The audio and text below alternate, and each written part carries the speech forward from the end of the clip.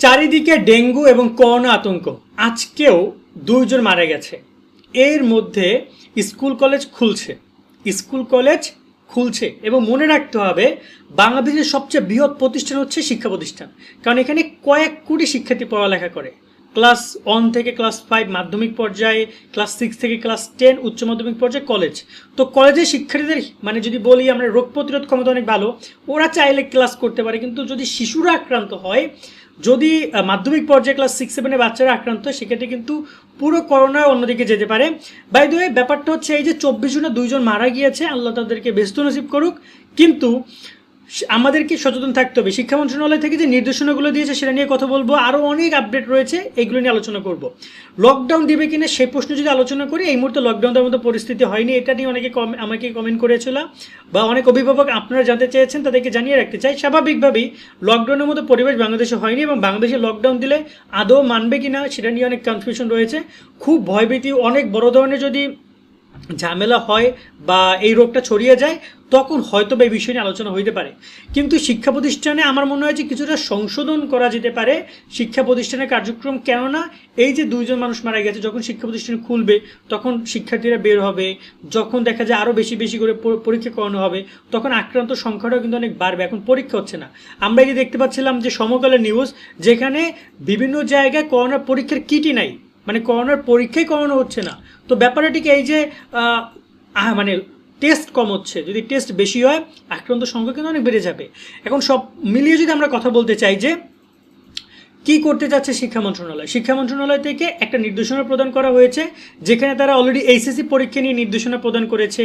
তারা এমনিতে আবার মাদ্রাসা শিক্ষা বোর্ডও তারা তাদের কার্যক্রম অনেক বিধিনিষেধ যুক্ত করেছে কার্যক্রমে, এবং শিক্ষা মন্ত্রণালয় থেকে এই যে সাবান দিয়ে হাত ধোয়া, হাত মুখ ঢেকে মাস্ক ব্যবহার করা, তারপর হচ্ছে যে আক্রান্ত ব্যক্তিকে কমপক্ষে 3 ফুট দূরত্ব বজায় রাখা।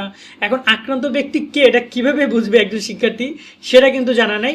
বাট এটা জানার ব্যাপারটা হচ্ছে যে শিক্ষার্থীকে আগে জানতে হবে এই যে নতুন করোনা ভাইরাস, তার লক্ষণগুলো কি। সেই লক্ষণগুলো যদি একজন মানুষের মধ্যে দেখেন, সেক্ষেত্রে তোমাকে বা অভিভাবক আপনারা যারা আছেন শিক্ষার্থীদেরকে বুঝাবেন যে তুমি সেক্ষেত্রে একটু দূরত্ব বজায় রাখার চেষ্টা করবা। যদি হাসি কাশি দেয়, অথবা দেখা যায় যে সে কাশতেছে, তার জ্বর আসছে, তার শরীর খারাপ, এই বিষয়গুলো লক্ষণ থাকলে আমাকে দূরে থাকতে হবে। এবং অপরিষ্কার হাত চোখে মুখে দেওয়া যাবে না, হাঁচিকাশির সময় বাহু টিস্যু কাপড় ব্যবহার করতে হবে।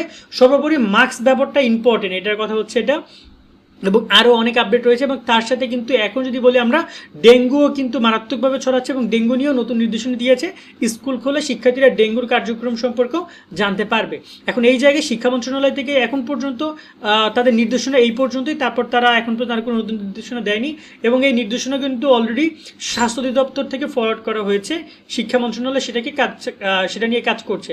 স্বাস্থ্য অধিদপ্তর থেকে যদি বলে যে আমরা লকডাউন দিতে চাই, বা আপনারা শিক্ষার্থীদেরকে অবশ্যই আল্লাহ না করুক স্কুল কলেজ খুলে দেওয়ার পরে, বিশেষ করে স্কুল খুলে দেওয়ার পরে একটা বড় একটা পরিবর্তন আসতে পারে এই করোনা সংক্রমণে, যতটা আমরা দেখছি 4-5টা। কারণ এই 1 সপ্তাহ আগেও কিন্তু কেউ মারা যেত না, এখন এই গত 3-4 দিন অনেকে মারা গেছে। মানে আমার নিজ উপজেলাতেই একজন মানুষ মারা গেছে, উপজেলার মানুষ অনেকটা আতঙ্কিত। ঠিক আছে, সো ব্যাপারটা হচ্ছে যে আতঙ্কিত হলে সবাই স্বাস্থ্যবিধি মানছে না, এই বিষয়টা নিয়ে অনেক টেনশনে সবাই থাকবে। এখন কথা হচ্ছে যে এই যে শিক্ষার্থীরা তার মোটেও মানবে না, ওরা তাদের কিছু বুঝেও না। এখন শিক্ষা মন্ত্রণালয় এই জায়গায় উচিত হবে যে যদি করোনা পরিস্থিতি আরও খারাপ হয়, বর্তমান পরিস্থিতিতে হয়তো স্কুল কলেজ চালাতে পারে, বাট 2-1 দিনের মধ্যে যদি পরিস্থিতি খারাপ হয়, সেক্ষেত্রে তারা স্কুলকে এর আগেও করোনার সময় বিভিন্ন রুটিনে পরীক্ষা ক্লাস কার্যক্রম মানে পরিচালনা করা হতো। যেমন শনি রবিবার বা রবি সোমবার ক্লাস 6-7 আসো, মঙ্গল বুধবার 9-10 আসো, এভাবে আলাদা আলাদা বিভক্ত করেও কিন্তু ক্লাস নেওয়া যেতে পারে, যাতে করে স্কুলে এইটা কম হয়, যদি আমার জনসমাগমটা কম হয়, এই বিষয়টার প্রতি জোর আরোপ করতে পারে। এবং এইচএসসি পরীক্ষা নিয়েও যে কথা হচ্ছে যে করোনার কারণে পরীক্ষা পিছানোর যে বিষয়টা, এটা নিয়ে শিক্ষার্থীরা কথা বলছে, বাট আমার মনে হয় না যে শিক্ষার্থীরা বলে শিক্ষা মন্ত্রণালয় শুনবে, কারণ তারা পরীক্ষার মানে একদম খুব প্রস্তুতি নিয়ে বসে আছে। সো তারা পরীক্ষা পেছানোর চিন্তাভাবনা খুব কম আছে।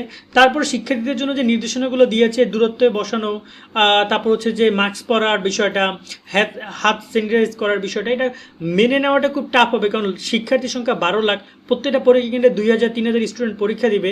সো এটা একটু অনেক কষ্টকর হতে পারে বলে আমাদের মনে হয়। যাই হোক, সামনে আমরা দেখবো যে পরীক্ষা নিয়ে কী হয়। আজকের মতো আমরা এখানে বিদায় নিচ্ছি এই আপডেটগুলো দেওয়ার মাধ্যমে। সকলে অনেক অনেক ভালো থাকবেন। আল্লাহ হাফেজ।